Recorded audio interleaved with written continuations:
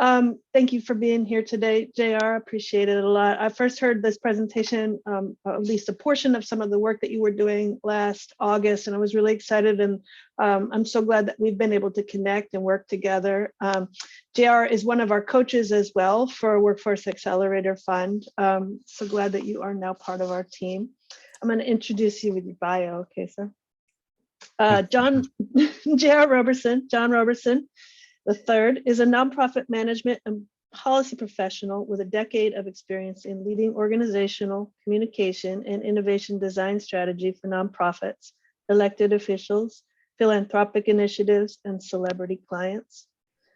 John currently serves as the Chief of Staff for the Leaders Up organization. In this capacity, he manages the planning process, ensuring coordination with executive leadership priorities, as well as department priorities and alignment of resources. Additionally, John drives high impact cross-team projects as needed to meet the changing business environment and ensure the team is achieving commitments. John attended the Price School of Public Policy at the University of Southern California, where he received a master's in public policy and a certificate in public management. John is also currently working as a Workforce Accelerator coach. Welcome. Thank you, Amanda, for having me this morning. I'm super excited, and thank you for the opportunity to share some of my and the team's at Leaders Up thoughts and ideas on today's topic. I want to just show my appreciation to Oscar for the 15-minute breakdown. I was wondering if we were going to go straight into the session after Dr. Shelley. Then I was like, maybe I'll have to give people a minute to stretch it out, given Zoom life and everything. So appreciative for that. And I'm also thankful, Dr. Shelley, that you went first. You really were able to answer the economic and data questions way better than I could. So if anybody has any questions about any of the data in my presentation, I'm going to politely send those over to Dr. Shelley. So with that, everybody else, I'd just like to kick off this morning by saying hi. Everybody can see my slides, right? I can't see people, but I can see the chat, so you guys can use the chat as well. I have an icebreaker to continue our morning of fun this morning, and I'm going to skip past the drop your name and the company in the chat per the use. But I do want everybody to answer this one question. What is the most popular condiment in America? And as some of the answers, we'll take a few seconds to see some of the answers come in. And as they're coming in, I'll read some of the answers out loud. So we have Team Ketchup. Got a few for Team Ketchup. Okay, Team Ranch. Team Chick-fil-A sauce, Team Salsa, okay. Team Mayo, Team Soy Sauce, Team Hot Sauce, Team Tapatio, getting real specific with the hot sauce, okay. Team Ketchup and Sriracha, that's a great mix. Team Mayo, okay. And feel free to continue to drop your answers in the chat there. But the most popular condiment in America is, are you all ready? It's Team Mayonnaise. Taste the title. It's not hard to imagine, I suppose, when you watch a little Food Network or any of the cooking shows.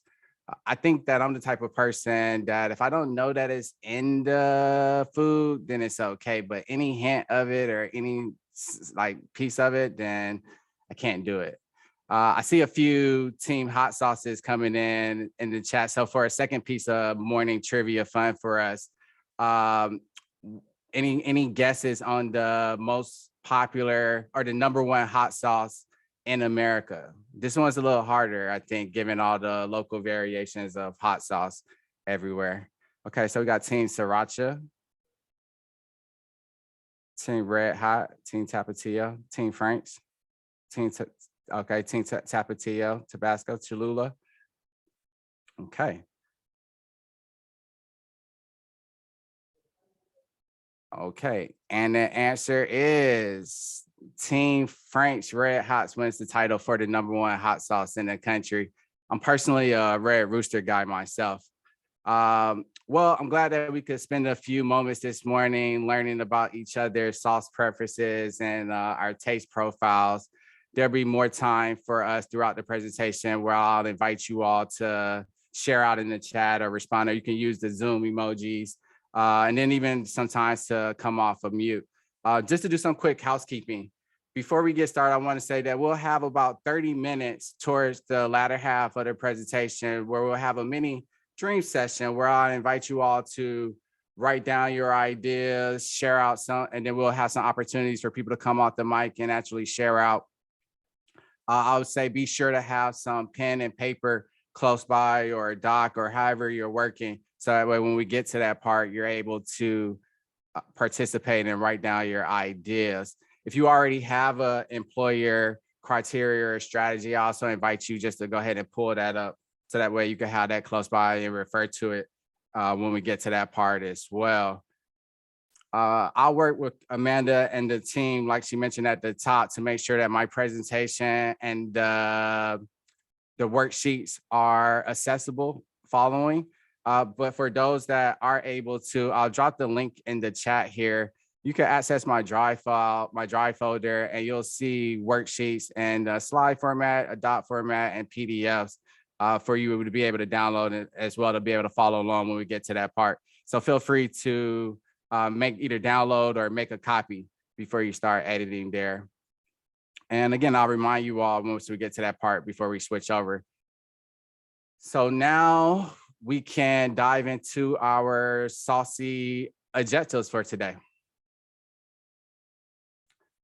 After the presentation, I was going to ask were people familiar with the Great Resignation, but everybody's heard of it now after our great presentation by Dr. Shelley there.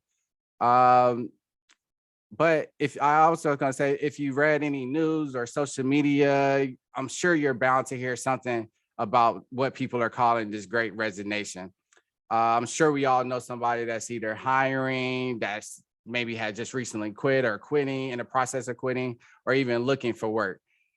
Today, I aim to put into context how we can look at this critical moment of possible renegotiation maybe, and can be used as an opportunity to think about how we engage our core audience of employers.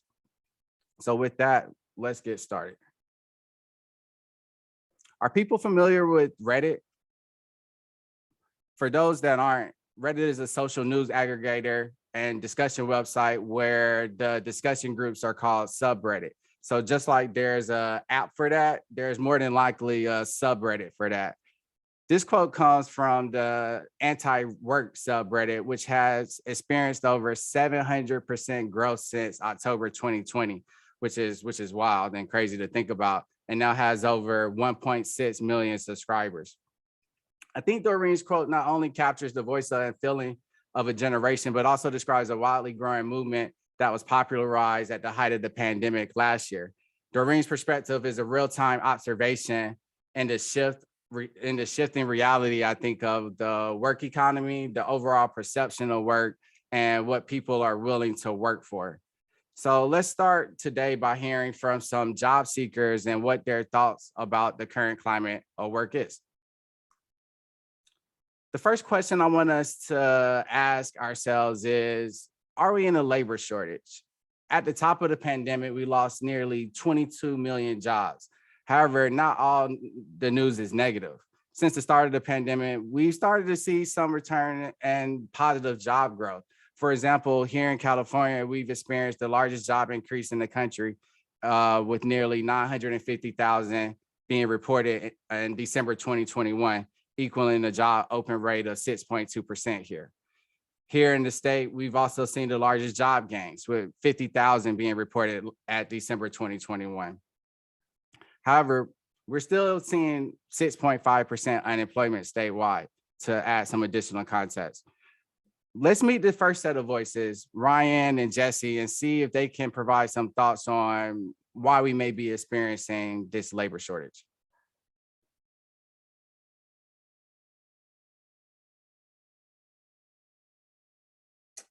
This is Planet Money from NPR. Just a quick language warning. This episode is about work, so there's going to be some swearing.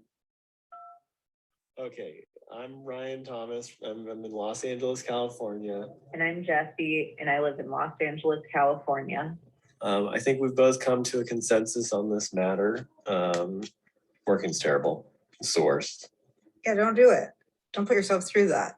Stay home with your cat. It's pretty fun. Yeah, literally making pot cookies right now. All right. So don't we all wish we could just stay home with our cat, like Jesse said? My neighbor cat comes out on the balcony sometimes, and as I'm sitting here working from my desk, I'm looking out, and Alchemist, as her cat's name, is just sunbathing. I'm looking at the cat like, what a wonderful life you must be living right now. But what Ryan and Jesse are expressing matches up with what we are observing in real time as we see. And to answer this question of whether or not we're experiencing a labor shortage, I think we need to actually examine it based on industries, right? Ryan and Jesse's frustration also shows us how the unemployment rate is magnified when we consider job quality. Ben Castleman, a reporter from the New York Times, points this out by saying, low-wage workers in the leisure and hospitality sectors have the highest rate of quitting. In November 2021 alone, it was nearly 1 million a record-breaking 1 million leisure and hospitality workers quit their jobs. And that was before Omicron started to surge. I think we've also can look at the aviation industry and with the flight delays. So there's a number of examples that we can point to around people quitting. Let's continue. I really like this question. In the face of a labor shortage, all of our ecosystems are we're really being forced to ask ourselves, what does enough even mean? Is it enough money? Is it benefits? Or is it just enough in general to make work worthwhile? Let's hear for some more voices that gets their thoughts on whether or not employers are offering enough.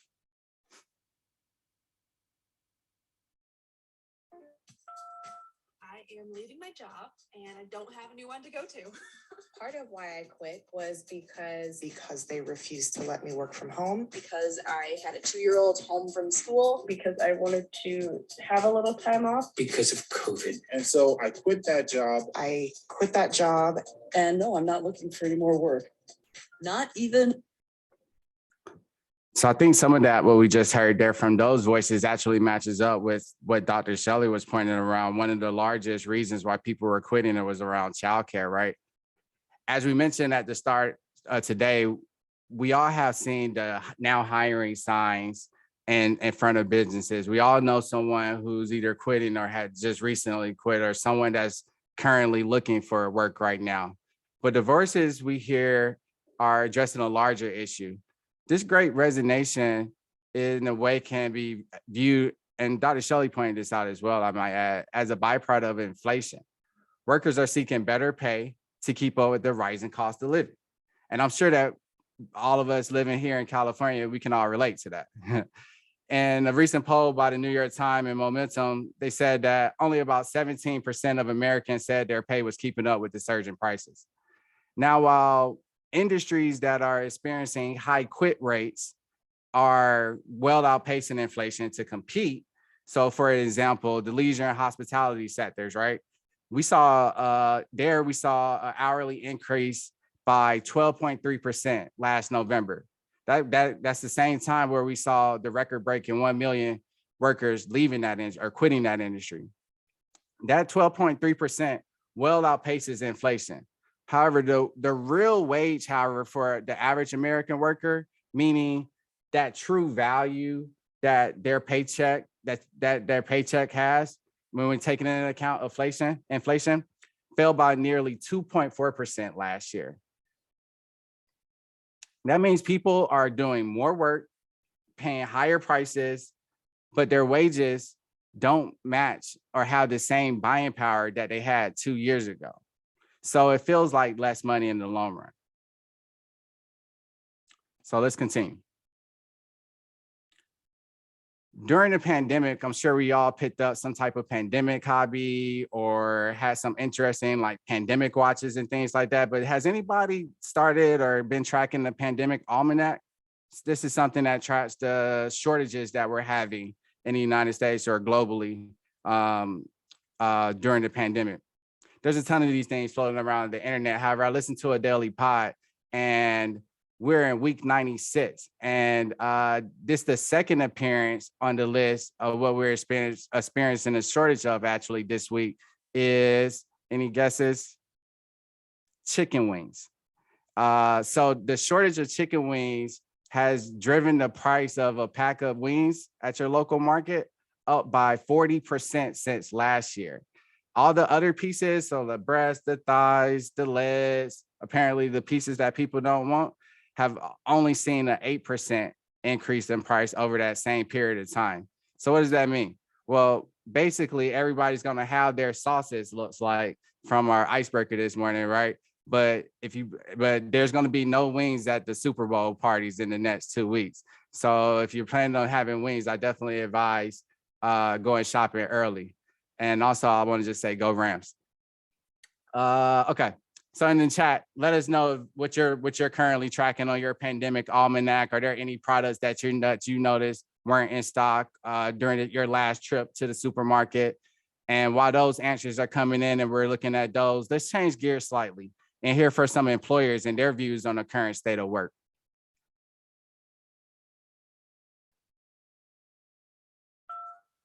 Hey, Planet Money. This is Garrett from Denver, Colorado, where I run a liquor store. It's definitely been a strange past few months.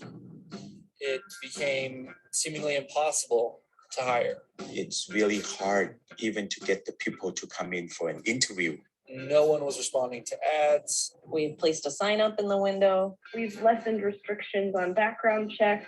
We hire remotely. We are busing contingent workers from out of state. We offer telehealth coverage. We've offered hiring bonuses, We have starting bonuses. referral bonuses. We are paying for room and board. We've increased the starting hourly wage. We have to pay them almost double the minimum wage. In the end, we raised our starting pay from about $14 an hour to more like $16 an hour, and it seems to have worked for now, at least. So yeah, Any surprises with what was said there? Anything caught people off guard or was new? I think this matches what we've been seeing happening in real life through lived experiences as well. Aaron, the economist quoted above, also says that part of it is job quality shortage. It's a bit of a puzzle why employers aren't raising wages and improving working conditions fast enough to draw people back. One possible answer comes from Karen Kimbrough, the chief economist at LinkedIn, who said, there are twice as many jobs on the platform as there were a year ago. With lots of job openings, workers have greater power to negotiate a better position. As for why the labor force participation rate remains significantly smaller than before the pandemic and it's still hard to find and work for employers, Kimbrough said, I think that workers are there, but the terms haven't yet drawn them off the sidelines. So I think that matches up with much of the data that Dr. Shelley walked us through in the previous presentation, but also much of what we're starting to hear in the voices, even from the job seeker side, as well as the employer side. So let's continue to hear from our final clip here. The pandemic has created a shift, a power shift, where talent now has the ability to say, this is what I'm worth. And employers are increasingly being forced to pay time, skills, labor, and loyalty to recruit and retain that talent. Employers are more than ever increasing the diversity of the talent pool that they're recruiting from, even now more than ever connecting with what we would have viewed as, further disconnected populations, creating pathways to bypass previous barriers that were exposed by the pandemic. Let's hear from our last set of voices today, for today. I think the pandemic has changed my views of work. I'm being a little more demanding, which is different for me. I was able to secure a 65% pay increase. I received a 62% pay increase. I have more than doubled my income. Actually just landed a job with a 401k and health benefits. Vacation time and meaningful mat leave. I was able to find a job which is so much better. So it has gone well for me. As we This shift in power that we're witnessing creates opportunities for us to start to reimagine how we engage employers through either developing or refining our employer engagement framework and the criteria to better serve our population and audiences we care about during what I'm joining the Planet Money team, I think now, and calling the Great Renegotiation period. Rutgers professor Todd Vacan, the director over at the Labor Education and Action Research Network, makes a really great point here about where we are right now. And he thinks about the members of our target audience and says, we not only see the mass resignation, but at the same time, a wave of strike activity and new organizing activity among workers that have remained in their jobs. The two are interconnected. A shortage of workers willing to take low-wage jobs empowers those in the jobs to take bold actions to improve them with less fear of being replaced. Translation, the renegotiation power. So I think this is a great point for us to transition into talking about our employer engagement framework and criteria now. So before we dive into that wormhole, I want to provide you all with some context and just a brief background about who we are and what we do here at Leaders Up. At Leaders Up, we start with our vision, our dream. Our dream and our vision is to build an anti-racist economy.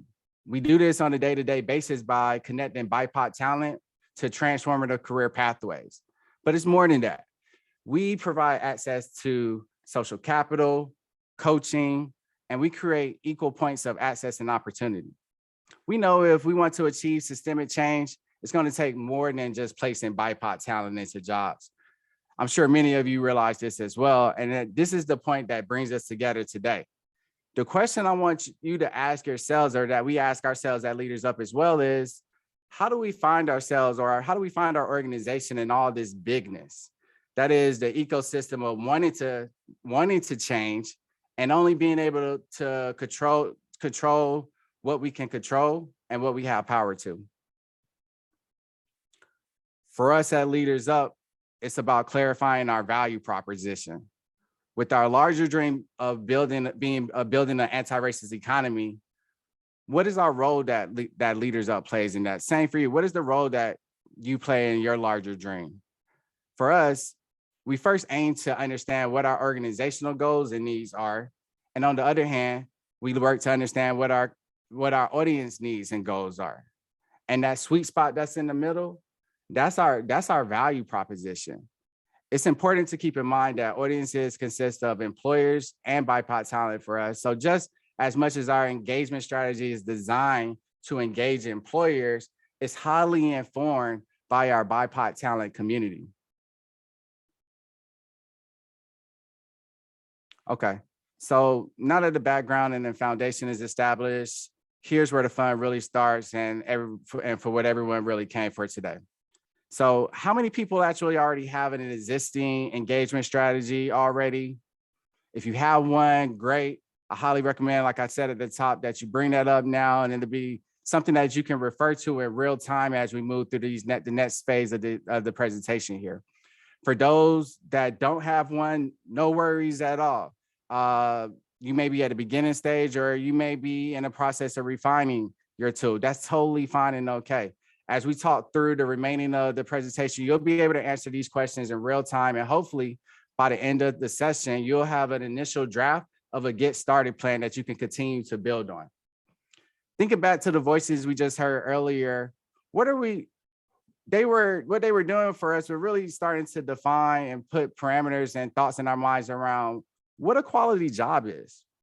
They also confirmed that the new reality is that most people who quit one job are quitting their job to find a better job, or better that can be defined as better pay, better perks, better benefits, flexibility, or just overall better treatment. Think about take this as an example. Think about the rise in working remote. I imagine that many of us in many cases are working remote. I'm working remote today from home. Research has shown that job seekers are highly interested in remote work. On LinkedIn, for example, says that job availability is high. Pre-pandemic, 1 in 67 jobs were listed as remote. However, today, 1 in 6 jobs are listed as remote. Check this out. Additionally, job seekers are 2 times more likely to look at a job, just look at it, if it's remote. And they're 2 times more even 2 times more likely than that to apply for the job if it's remote. So again, we can start to use these insights to start thinking about, well, how does this actually start to shape up and inform our engagement strategy or our criteria? At Leaders Up, we have what we call our design for impact model. Insights is our value proposition, and it sits at the center and drives our design for impact process. I'm showing you all this as an example of what a fully thought out and engagement approach might look like. This has been through many variations and different versions, and it didn't start here. So I just want to preface that before we dive further. We first start by collecting insights and identifying our business objectives, the goals, the needs of our audiences. We continue through our discovery by learning from the existing practices and engage our two audiences to identify their unmet needs. Based on these objectives, that's when we move into designing a plan that achieves diverse recruiting goals, followed by deploying and launching. We continue to learn throughout the process by tracking and measuring KPIs that continue to drive the business outcomes. And lastly, we amplify those learning and generate influence for greater change. As I mentioned, this is something that has taken us many revisions and something that we continue to work on refining even now. So I want you all to know that if you're developing your strategic framework, continue to evaluate it and make sure that it's clear, easy to follow and understand, and delivering on the key business outcomes that you define for your organization. Okay, so this is where the real fun starts, I promise. So now it's where you want to make sure that you have like your paper, or you can open up those docs from the Drive folder, open up your own doc. And again, we'll make sure that all of the files and templates are placed in the larger Drive folder that's going to be shared out following today's community of practice. And again, if you do access the files, just want to make sure that you download it or create a copy before editing. Okay, so let's get started. And I have a timer here too. So during this next session, I'll be sure to keep time and make sure that we're on track. And just to double check, Amanda, I have to 11:30, right? Just want to double check there. Let's see, you have all the way till 12. Okay, cool. So yeah, we're a little bit ahead schedule, about an hour here. Okay, perfect. Okay, let's continue. I just Okay. put your Drive back into the chat in case anybody joined after you. Okay, great. Thank you. Appreciate that. Okay, so I'll go ahead and start the timer there, everybody. You can look at the question and go ahead and start to answer. And over the time period, I'm gonna give everybody 5 minutes here to jot down some initial thoughts. And we'll go through a sequence of worksheets for the next part here, and then we'll have periods to share out. So the timer's already started. And as you're working or jotting down some of your responses to what you see on screen here or to this question, I'll just provide some light voiceover and some guiding thoughts to help you think through. So I really want people to think about defining this based on where your organization is right now. If you don't know an answer, or if there's a part where you say, well, I'm not quite sure, that's fine too. From wherever you sit within your organization, define it as best as you can. I want you guys to remember that this is a tool. We're working on developing a tool that can be used as a conversation starter, or even something that you can use to refine the model that you currently have. That's our goal.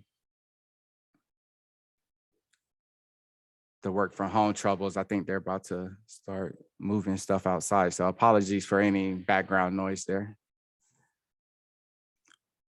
As you're working on this session, we're going to take about 3.5 more minutes here. What's your current dream for your organization? Think lofty, think big.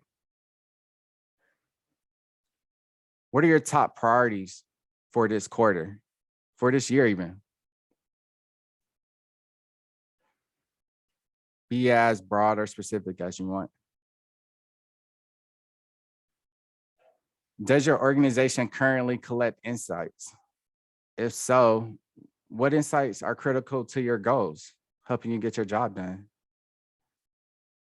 If not, what insights do you need or would be helpful to achieve your business outcomes? Going to take about 2 more minutes, give people time to just continue to jot down some ideas and some initial responses here.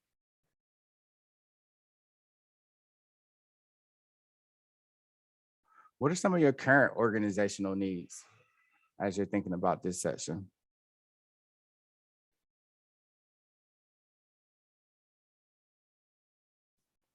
Just bring my chat back up too.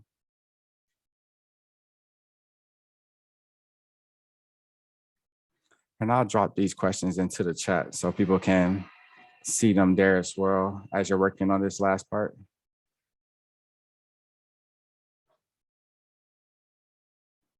So we're gonna take about one and a half more minutes here on this slide and we'll move to the next part.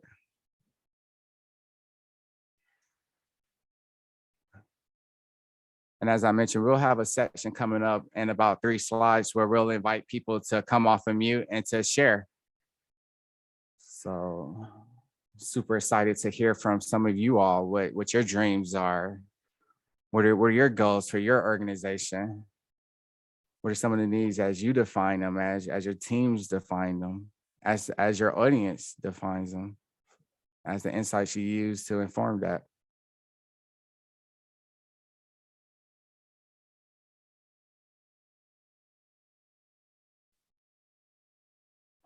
Okay, about 20 more seconds and then we'll move on here.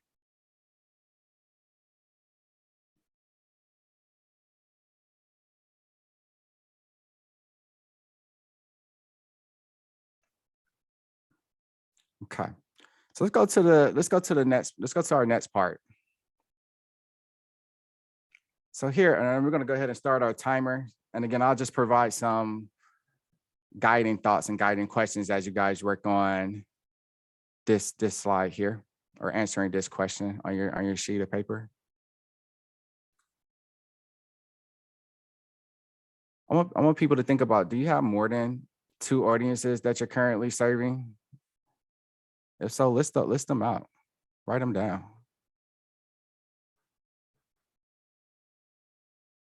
What are the top 2 to 3 needs of each audience that you listed there? If you have one audience that you're focused on, what's their top 2 to 3 needs?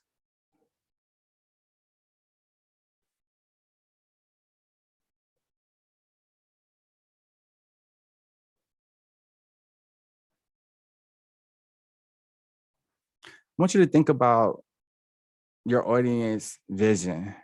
Have you and your team, or have you collected insights? Do you have desk research? Are there any ways that you can inform what your audience vision is? What's their dream? What's your audience's dream?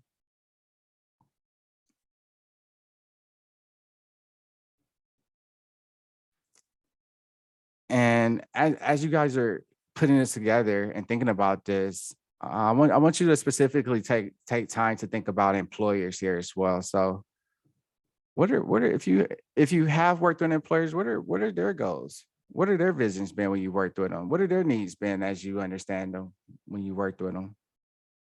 If you haven't, what do you think their goals, needs, and visions? How does that fit into your audiences as well?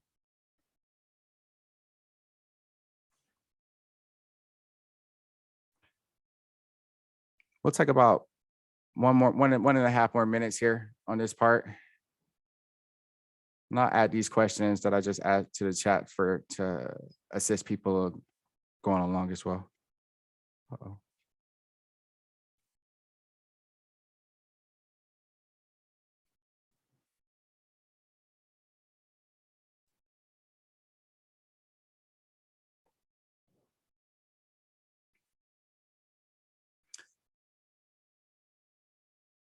As you're working here, think about your audiences. Are their visions competing? Are they in alignment? Are there synergies between goals that you can start to join together? Try to identify some of those natural dot connecting moments or line connecting opportunities that you may start to see as you're writing down the vision and goals, the needs of your audience. And again, I just want to remind people that it's okay. If you don't know, if you've never done this work, or if that's not your role, that's totally fine. To the best of your ability, this is a great opportunity to use your imagination. Or there's some ideas that you've been thinking about and wanted to just write down on paper. This is the space. This is the opportunity to do that. feel like I was at church there, and it's like an altar call almost. All right, we're gonna wrap up here in the next 20 seconds. We'll go to the next part. This is where the fun happens, where we create some magic on this next slide.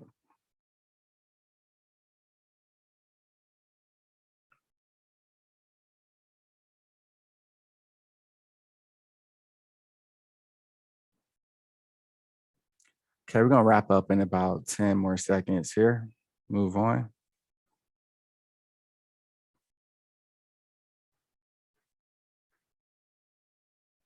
Okay.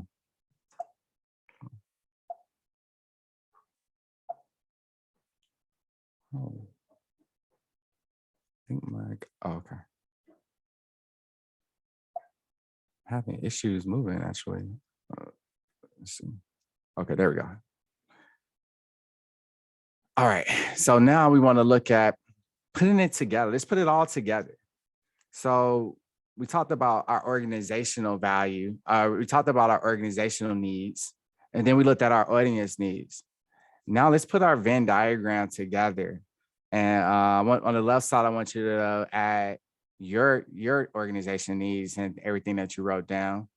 And then on the right side, I want you to add your audience's needs, everything that you wrote down.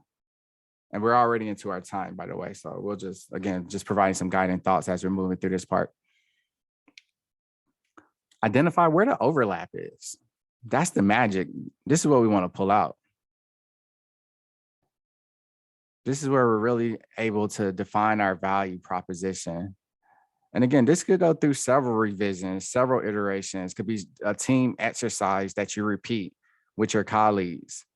And together you all can craft this value proposition statement. One of the key things I'll mention as we're going through time here is that it takes buy-in from all levels, from the executive level all the way down to those frontline experts that are doing the day-to-day work as well. So it's a great exercise to have everybody come in and share their ideas, share their needs and values, and see where the synergies are. Where's that magic happening at in the middle there?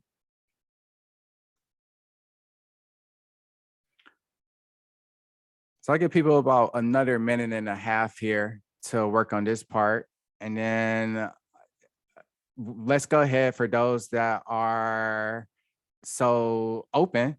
Let's go ahead and get a Q in the chat for people interested in sharing out. And then when I call on you, you can just unmute and you can talk us through your value proposition and what you have here. Have some volunteers.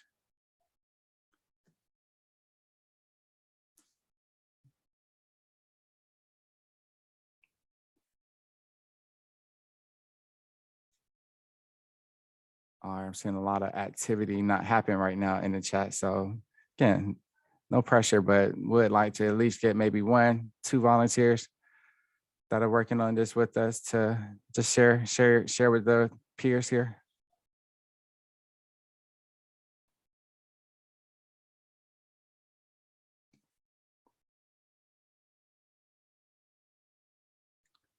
You know what happens when we don't get volunteers? We just start going down the list, calling on people, seeing if people want to come off mute that way. As we've got we'll take about another minute as we work on this section. We've been doing a lot of focus groups at Leaders Up with BIPOC talent that are going through some of our programs, and I've been able to sit in a few of them, which is really cool. And part of my team has challenged me to even think about facilitation sometimes. I feel like I've learned so much from them when they're leading their sessions with talent. They oftentimes do popcorn style, and I'm always worried, well, what if nobody comes off, or what if they don't say anything? But it's always interesting how it organically forms, and people decide to come off mute and just share out. And I'm always like, oh man, y'all never have to call on people. Hoping to bring some of that energy to this space here. So, oh, okay, cool. We got our first volunteer. So you'll be in the queue when we share out, Caroline. I appreciate that. And we got one more person that wants to queue up as well. I'm more than happy to have you share out too. Okay, cool. We're at our minute. We're at our minute. So Carolyn, while you share, I'm just gonna mute my mic because it's a lot of background noise and I don't want to be distracting while you're talking. So by all means, please come off mute and talk us through your the last sheet here and your value proposition. I actually have more of a question and topic to kind of Okay. ask you about, or Yeah. the group, because I wondered, when you're a small organization within a bigger bureaucracy. So I'm at the University of Southern California, but I'm at a small research center within the university. And I know other folks are in similar situations in that they work, within a larger bureaucracy. And so I wonder how you can, I define organizational value for my own small organization. But it feels difficult sometimes within the larger bureaucracy. And so I wonder, how do you kind of like grapple with that, or how do you make change for yourself? So I'll give you another example. So for our hiring at the Price Center for Social Innovation, we are looking to build a team of folks who are committed to equity and social justice and social innovation. And we do that. But within the wider university construct, it feels hard to sometimes make a change in your organization. And JR, we've been partners on this work for a few years now. Getting USC to come to the table, it's really a challenge. So you talked a little bit about making sure that your executives are bought in. And I wondered if anybody or you have any strategies for bringing in kind of the next layer of folks. And if you don't want to talk about that right now, we don't have to. It's just something I was thinking about while you were talking. No, totally. I wrote that question. Now, let's do this because it's layered. It's a lot there. I think a quick short answer is starting with what we talked about at the very beginning around like this bigness. Like there's a lot of change that we want to create. We have our missions are lofty, and there's a lot of things that we want to do. And even looking at the Price Center, you guys do amazing work over there, and a lot of initiatives that you all have on your plate. I think it's really taking a step back though to take a second and say, what is it that we can control in all of the madness? And I think you, Caroline, as I was listening to you talk, you listed one great example of like, hey, we can control this aspect of our hiring here.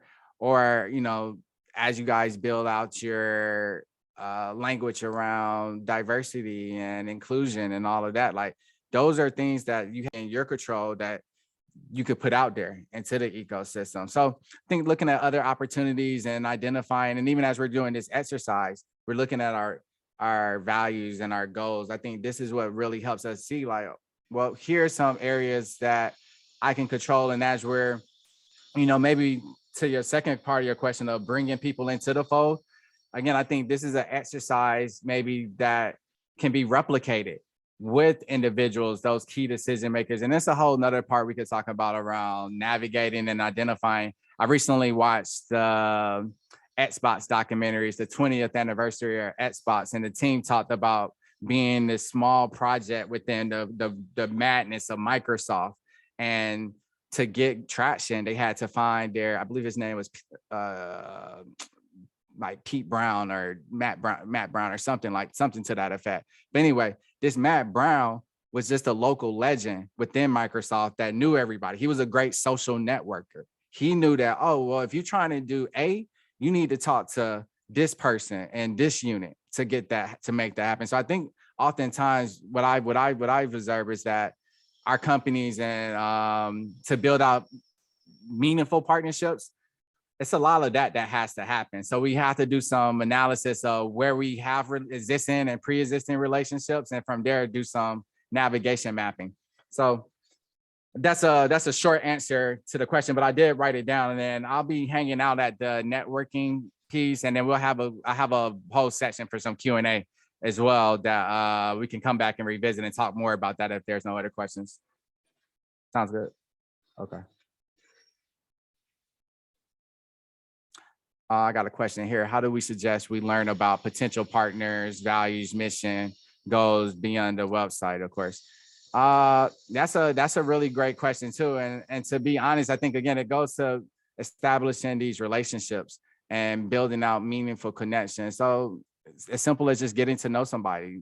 I think attending these peer learning communities where we have 40 people on the line, all doing great work in many different ways. And again, it looks at when we talk about this bigness, right? And around what I can control, what the price center could control, what other members on the call can control. I think this is where we then can start doing some network mapping and drawing some dots between our organizations. Well, if I'm working on this at Leaders Up, what are you all working on here? Where's your value proposition? Okay, cool. And that's where I can then refer back to a tool like what we're working on right now and add you in as one of my audiences and see where our synergies line and hopefully try to underline. And I go to the next. I think I already slipped. I had already changed over to it, but as I'm talking, I go to the next slide here. That really just shows an example of my worksheet as I took time to do this exercise as well. And just at a very minimal level, think about, well, what are some of my responses given where I sit and what I do at Leaders Up? But again, to go beyond the potential partner or website, when you're having these introduction calls or if somebody makes a meeting, maybe these are some guiding questions that you can ask them, like what is their value proposition, and try to align where you do the exercise. You understand this left side is you. That's going to be consistent and it's always going to be the same. And not always going to be the same. It may change as your organization change. However, this right side is where you can now take potential partnership A or potential partnership B and start to plug in some of these things. Oh, from your website, this is what I got. Let's confirm, is this true? You know, you do those meetings and you can process that. And in this middle where you see this Venn diagram, this is how you can analyze your partnership or the value of that partnership beyond the website or, you know, with the potential employer or another partner that you're looking at working with as well. So this has a multitude of uses. In the context of employers, we can narrow it down, but as well, you can see how this can be expanded to other audiences as well that may fall within your universes, I should say. Great question there.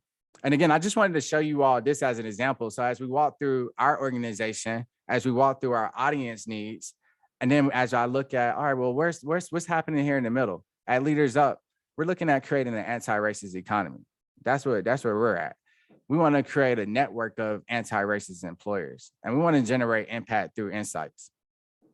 We know that our employers, they're trying to make diversity hiring metrics, and oftentimes, and that's fine. If we can get more people in and retain them, it goes beyond just getting people in, but we're aware of that. And to that point, we know we need to improve the brand as a pro-DEI workplace. They also are interested in making a profit. People want to see better perks and better benefits.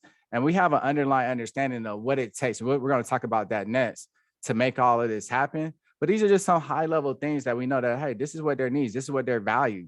This is what their vision is. This is what they want to do. At least what we're hearing them say. And then in the middle, well, how do we work together? What is that partnership look like? Well, preparing and connecting and advancing diverse talent. That's what we can do with you all. Bi-directional exchange of social capital through our coaching platform and through our coaches. And we can create an inclusive culture that retains talent. Again, it's more than just about getting the talent in. That's your vision. But how are you going to keep that talent? That's our goal. That's our vision. So again, that center part is where we bring together and really are able to analyze the relationship and partnership, or start to it in some ways. Okay, so I hope that was useful. And again, I'll be around in the post networking to answer more questions and even dive into specifically some of the worksheets that we're looking at as it pertains to your organization. But let's continue on. So now let's ask ourselves some key questions, because that's cool and it's great to have a value proposition and a worksheet that I could use like that, but now what?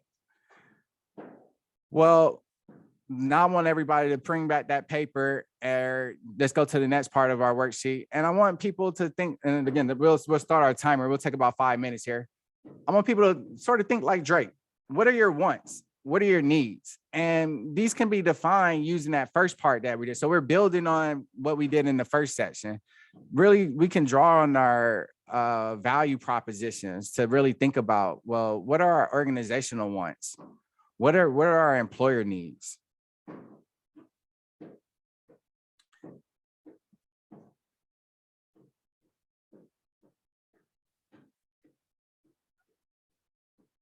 And when we transition, I'll show you all an example slide, and it'll be great if we can get maybe one volunteer or 1 or 2 volunteers to come off mute to also share out where you're at or how your worksheets are shaping up as we go through this.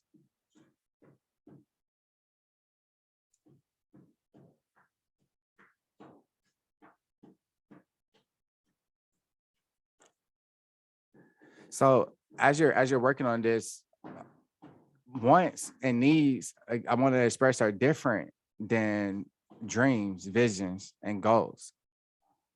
So use that as well as you're thinking about this too. Oh, okay. Yeah, somebody just said that in the question. So the question, can you define wants and differentiate from goals and visions? Yeah, sure. Maybe what would be helpful to do that is just go into while you all are working on your slides, I'll just show you mine and put mine up on the screen so you can take a look at it here. And the difference between the goals and the vision and wants is our goals are lofty. This is that's what's high in the sky. What do we want to achieve? We want to create an anti-race economy. Well, that's our goal. Well, what do we actually want? Well, we want access to in-demand and high-growth skill pathways from these employers. We want to develop a community of employers and BIPOC talent where they can a community where they're together, not just looked at as, oh, well, these are our employers, here's our talent, but we want to build a joint community. So our wants are very more action driven, more focused in that sense. I hope that helps and provides, and I hope looking at this example helps and provides some clarity there too. And again, looking at the needs on the right side, and we'll take about another minute and a half here to help as you guys are working on yours. Again, we know that our employers, what they need clear marketing materials to understand our program length, the commitments and the benefits and the process. So again, different from their wants, their goals. Their goals are to achieve, DEI metrics, to drive inclusion, to meet their hiring needs, to deliver on their business, their business outcomes. That's their goals. Their needs, though, are really, to be able to make a partnership work or to be able to be successful here, they need to have access to a BIPOC talent pool. They need the support to be ease. They need the support and ease in partnership. So like I use the example all the time with my team around an easy button. The partnership has to be easy many times for it to work and be successful. They also need ongoing insights and feedback from the employee, not only to make their system work, but to also be able to report back to us to make sure that the partnership is working as well. So again, very much more action oriented, focused, practical. You could look at it from a tactical perspective as well here.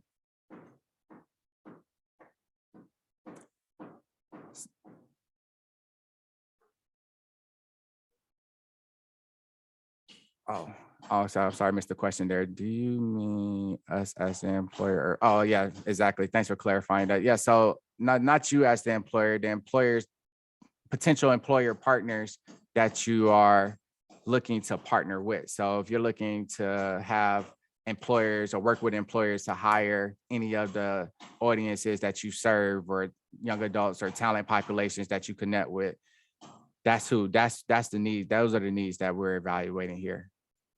What are their needs?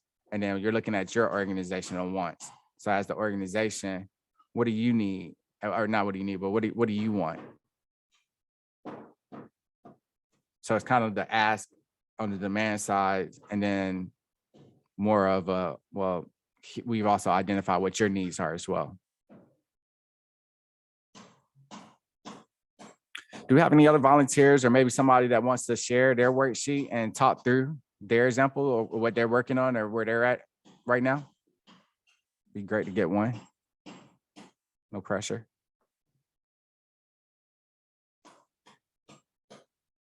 Okay, I see a hand, Luma.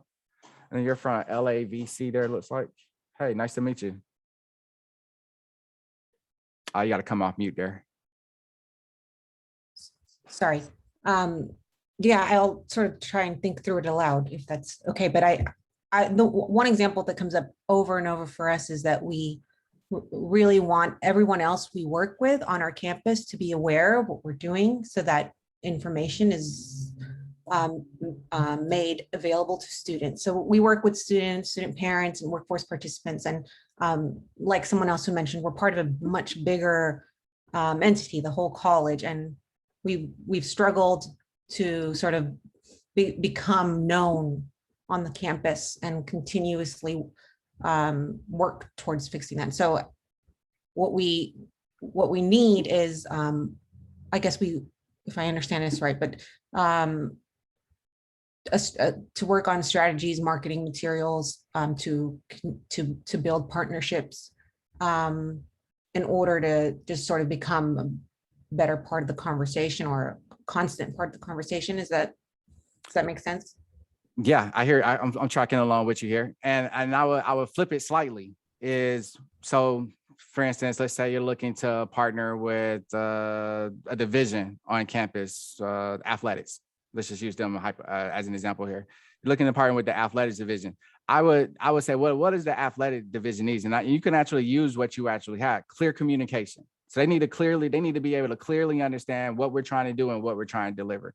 What was the second example that you had on your list there? I was trying to write it down as well. Example of what the goal is, the want is that what you're?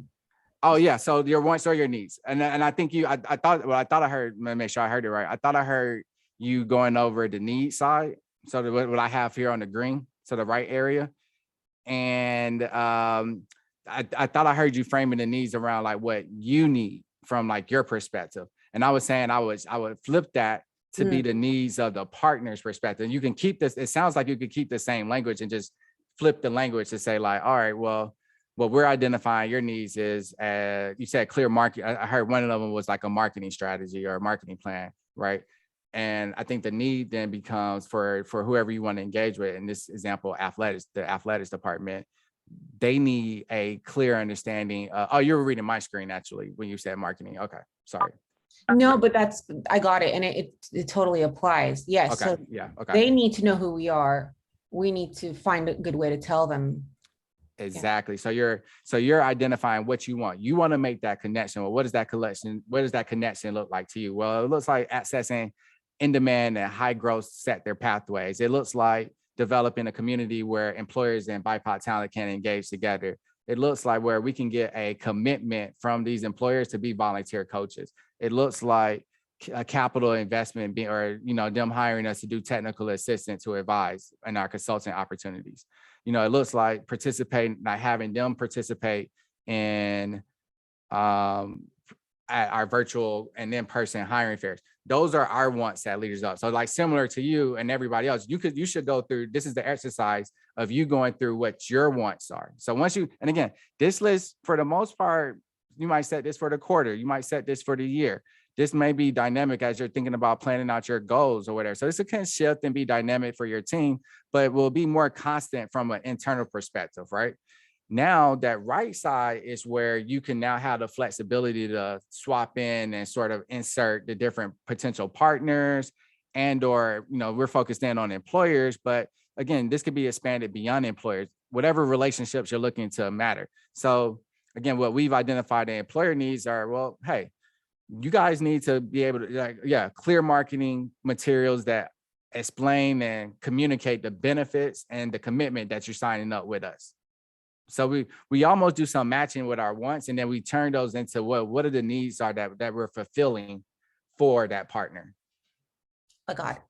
Yep, that's a great question. Thank you for helping me talk that through. I hope I can't see people, so I'll look at the chat here, but hopefully that was helpful for other people. Thanks for coming off mute. So I think that was a really great example. JR, Mary Weaver wanted to share some thoughts with you as well, if she can unmute. Yeah, hey Mary. Can you hear me? Yeah, I can hear you. Yay, I'm always amazed when I get technology to work right. So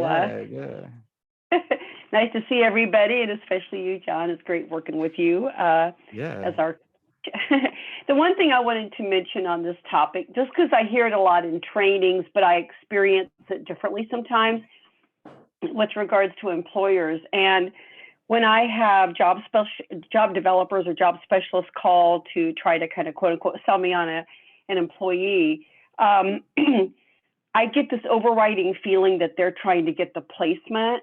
I was never called in advance to ask what I'm looking for in an employee. And so I think I understand there are both parties we are trying to work with. We want the client to have a good experience, but I just think it's really important to also be very familiar with what the employer's looking for, not only in terms of hard skills, but maybe the kind of work environment they have, what is their culture, and really go that extra step to try to make a match so that the employer knows that this is just not one of 50 calls they're making to place somebody. It really is a personalized approach. Mary, I think that's a really great point, and I just want to upload that. I feel like you might have taken a previews at some of my slides coming up here in the future too, or some of my slide notes and comments. But no, you raised a really excellent point around the matchmaking, and again, the alignment that we're creating using some of these worksheets here. So in the earlier parts where we talked about identifying the employer needs, and again, we use the employers because that's the audience that we're focused on here. But again, it could be expanded beyond employers, partnerships, however your organization best defines that. And that'll be unique to your specific organization, right? But in that sense where we're identifying the employer's needs, visions, their goals, we want to try to get as much information. That's why at Leaders Up, our process is driven by insights. And our first step is discovery. We want to get as much information as possible. So that way we know that when we're making these matches or when we enter into partnerships and moving through that design phase, that we're not just delivering on the business outcomes that the employer has in mind, because that's what they have at their center of their goals, right? But we're also meeting the demand and the goals and vision of our talent, and beyond the goals and visions of our organization too. So in that model, everything just aligns and you're almost stepping into the full breadth of abundance in that sense. I just finished a 21-day meditation, and it talks about abundanceness and all that. And I think that's the actualization, like this center part that we talk about in the Venn diagram, that's where magic, that's abundanceness right there. Okay, great. So we got about 25 minutes here left and just a few more parts before we hop into some Q&A. So let's go to the next part. So now that we've identified what our wants are and what our employer needs are, I want you all to think about, what does my organization actually have to offer? So you talked about what you've written down what your wants are, and now we've written down a list or set of, well, here's what the employers need or my audience needs based off of my wants. Well, what do I actually have to offer to deliver on that? And I'll go to the next slide here so you guys can get an example as you're working on yours to see how we're thinking about this and what we have to offer. So again, each worksheet is sequenced in such a way where they're building on top of each other. As I looked at what my wants are and I looked at the needs that my audience had, now I can actually look at it, what I have internally, and say, what do I have to offer to deliver on that? Either on my wants or deliver on the needs that I identify from my audience, in this case being employers. And as you guys, I'll give you about 2 or 3 more minutes here to work on this part. I'll just read out what I have here on the screen and put it into context. But as I look at our organizational, what we have to offer, well, we can offer bi-directional coaching opportunities for employers and BIPOC talent. We have an entire, digital approach that we're engaging talent on a daily, collecting insights, learning, engaging in community building opportunities with this talent. We want to be able to take those learnings and create a community with the employers where, hey, you can come in and provide your expertise. They can come in and build genuine relationships and partnerships. And really, again, like at our core, it's about accessing social capital. What else do we have to offer at Leaders Up? Well, I can offer access to a community of motivated BIPOC talent. Right now, I have a number of talents that we're in communications with and that we're, that are connected to our broader universe, that are highly motivated, ready for opportunity, that are, you know, meeting the qualifications that employers have outlined, whether that's, you know, however they define work readiness or preparedness, you know, that are ready to be connected and then ready to advance across career pathways outlined by these employers. What else can I offer? Well, I can offer an ecosystem of talent development partners focused on skill development and reskilling.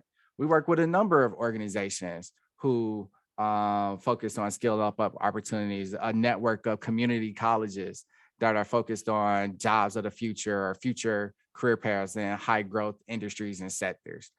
We have training curriculum where young adults and BIPOC talent are able to come and, you know, complete a certificate in an amount of time and then use those skills and be qualified for, you know, high growth industry jobs or jobs in the tech sector, right? Well, what else do I have I can offer to employers to meet my needs or my wants identified previously? I have insights. You know, these insights inform the trends and impacts business outcomes.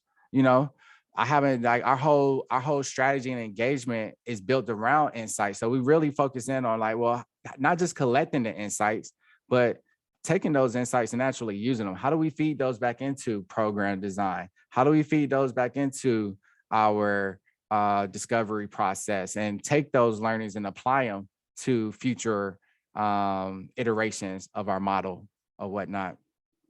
And then lastly, I won't read all of them here, but then lastly, you know, what else do I have? I could tell impactful stories. We have case studies around our technical assistance and projects that demonstrate our success in action. A lot of the questions that we get from employers now is how. Everybody wants to do the work, depending on what level you're talking to them at, right? But oftentimes the challenge is, well, how do we do that? How do I work with you? Well, how do I tell my manager? How do I sell this? How does this work? How is the main question that we get all the time. So what we have is a portfolio of demonstrated examples that we can curate and, you know, in a modular sense, sort of put position to so tell the story that you need to tell or that best supports your underlying, and I say I'm referring to the business partner here or the employer partner, but supports their underlying business outcomes and objectives. A win for you is a win for us. We want to create that win-win scenario there. Okay, so we got about 20 minutes here, and I want to make sure that we definitely get some time for questions. So we'll just go to the next part here. This next part really puts it together. So now that we've identified the wants, we looked at, you know, our goals, our audience goals and needs. What are the next steps that it's going to take to actually actualize this, to make it actually happen? And I'll just go ahead and move to my next slide here, which is the worksheet. So again, these are my truncated and abbreviated thought. I just went through the exercise too, like as if I was participating today as well. So again, this tool I designed this to be multi-use and to be reusable. But in that case, again, well, what is it going to take for me to actually create those offerings that I outlined on that previous slide, right? Well, I'm gonna have to use our organization value proposition to develop a definition of quality jobs. I'm gonna have to do some landscape market analysis and look at my KPIs that are driving the business outcomes to better understand that. That's to your point, Mary, to make sure that there's alignment. I gotta first do that to make sure that I can deliver on the offerings that I'm saying is gonna respond to the needs and to my wants, the needs of my employer and to the wants that I have, right? I need a strategy that's going to support continued growth and meaningful engagement with our audiences. So to a few comments that we had around, well, hey, I'm only here in this lane here, and I'm in a smaller department working in a larger bureaucracy. How do I make those connections? You know, and this is just calling that out. You know, this is the opportunity to call those underlying barriers out in a way, right? I need a strategy that's going to help me do that. And then that strategy, part of that may be me identifying key individuals that can help me move my, you know, initiative along. Like, who do I need to make relationships with this year in those areas of where I want to grow to be able to work myself up to the decision maker. Where is the decision maker?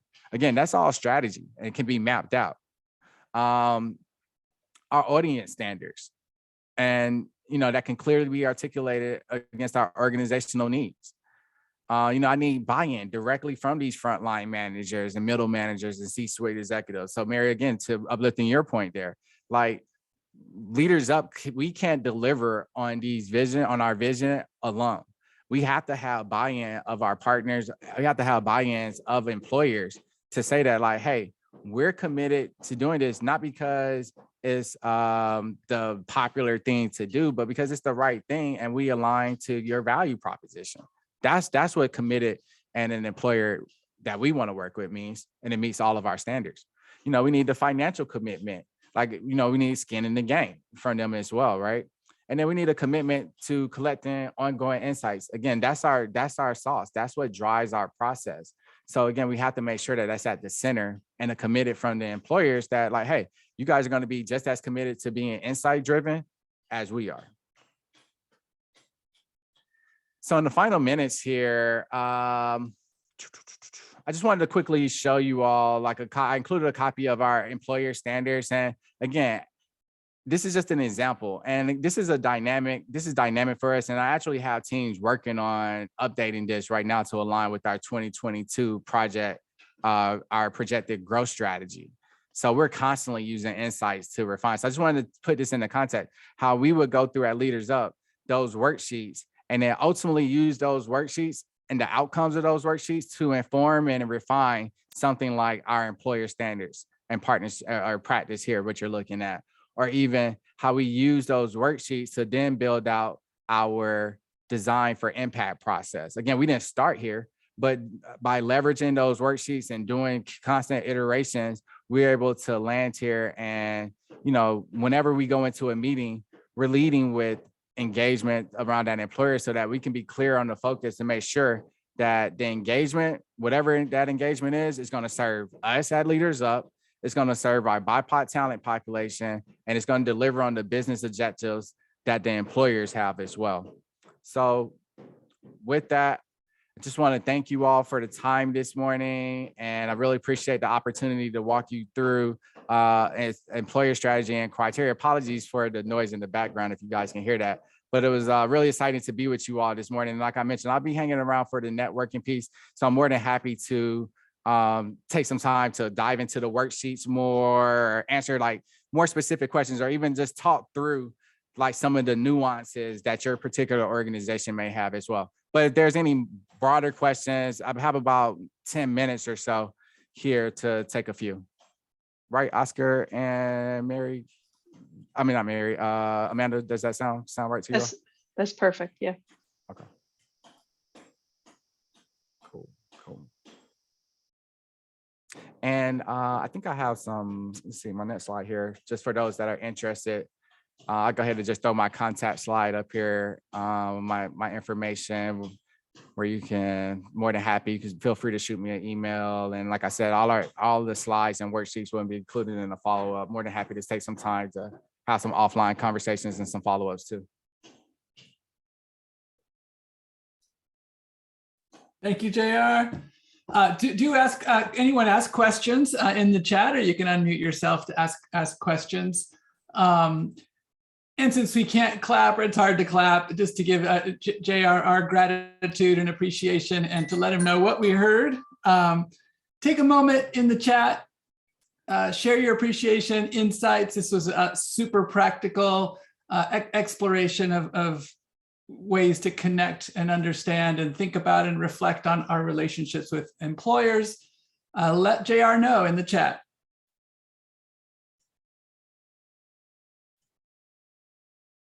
We'll just take a minute here, and then I'm going to turn it over to Ruth, and I think perhaps Amanda. Oscar, give folks a chance to ask questions. We built that in. Great.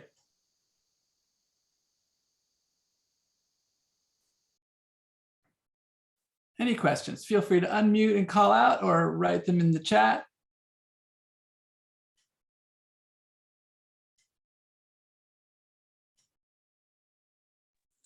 I feel like this is where I need like my outro music, like, the last scene of the movie, and you're walking off, and it's like, all right, yeah. It was super informative, so I don't know if folks are gonna have questions at this point. Appreciate it. Thank you. Thank you. I hope my goal was to make it so that it's because I attend events and things like this, and I'm always wondering, like, man, I want to like leave with something that I can actually use. So my goal and intention was to make it practical and something that we can do in the time limit together. And then again, at the end of this, it's a starter, something that you can continue to build on. We can have more conversations and you can refine it and really make it unique to your organization. So thank you. Appreciate that. Mm-hmm.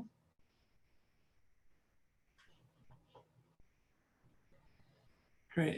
Any questions? Let's see.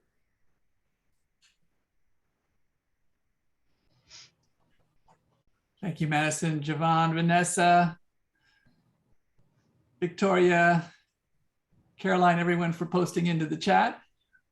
We'll give it another 30 seconds to see if there's any questions before we move on. Folks might be saving it for the follow-up breakout groups that JR is doing. Right. One of them.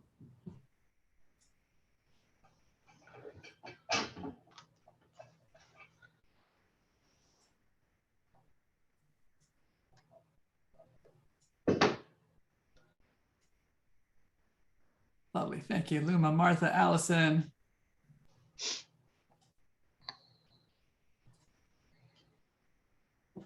So maybe I can just jump in. I know, Amanda, you built in a few more minutes, but maybe I was asked to kind of recap the two sessions, and maybe that can also prompt some additional questions from the group, if there are any. If not, we can also take them into the breakouts after. So what we intentionally wanted to provide you guys was this theme right around the Great Resignation. It was an intentional segue into this session that JR did, which took us from a Great Resignation into, I wrote it down here, the Great Negotiating Period, right? And a real tangible tool. And so thinking about what Dr. Shelley really presented, really understanding the impact that COVID has had. I think we all know it. We're in the workforce world. We're part of this workforce ecosystem. We just, by virtue of doing this work, know that we have seen just an incredible amount of turnover and vacancies as a result of COVID. But I don't know that everyone knew that there was 2.4 jobs that have been lost. And I appreciate that Dr. Shelley made the point that it doesn't mean there's 2.4 people unemployed, but as we learned in the follow-up session, there is a greater demand, or it's a job seekers kind of world right now where job seekers are able to demand more. We heard a lot from those voices that were presented that folks are getting 2-3 times the money that they had been making before.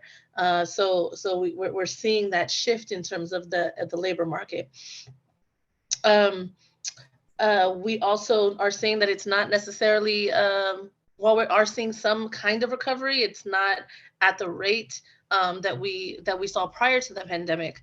But there were definitely some sectors like the transportation, distribution, logistics sector that has grown. And we're trying to figure out, is this growth permanent? Is it starting to slow? It's going to go back to pre-pandemic numbers? We don't really know. I think what we've learned is we need to take advantage of what we can take advantage of. And I think a good example of that is what we've seen, for example, with young people, right? That Dr. Shelley presented, is that they're like the poster children, parentheses, for the bounce back, right? Like they really have demonstrated the ability to find employment or take advantage of the kind of jobs that have become more prominent as a result of the pandemic.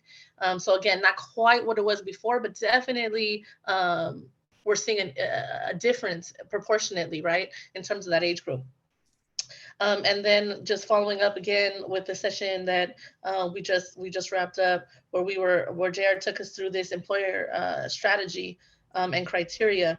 And I just want to really lift up this point around how this framework can be used to build a more kind of anti-racist approach to whether it's the relationships to employers, the way, or any partners, as he put it, could be community colleges, could be just a number of our partners in this work, but that we can be really intentional, right? And I put this in quotes, designing for impact, right? So I'll say that again, designing for impact. So using these tools, and a lot of the feedback we got from the chat was really lifting that up as well. The intentionality behind it is really important. And so really appreciate that we were able to be going from this kind of, let's understand the data, to then understanding how more, a little bit more of how we got here in terms of it being a job seekers market, to now let's take advantage of this kind of market to design something that can be potentially anti-racist or can be really centered on the job seeker by way of kind of altering that employer dynamic, right? And so I think I'll leave it there. But if anyone, we still have a few minutes before we go to breakout. So if anybody wants to add comments, questions, now that we did kind of a mesh of the two, a little recap of the two, we are happy to spend 5 more minutes, maybe just answering whatever questions. And I'm not sure if Dr. Shelley is still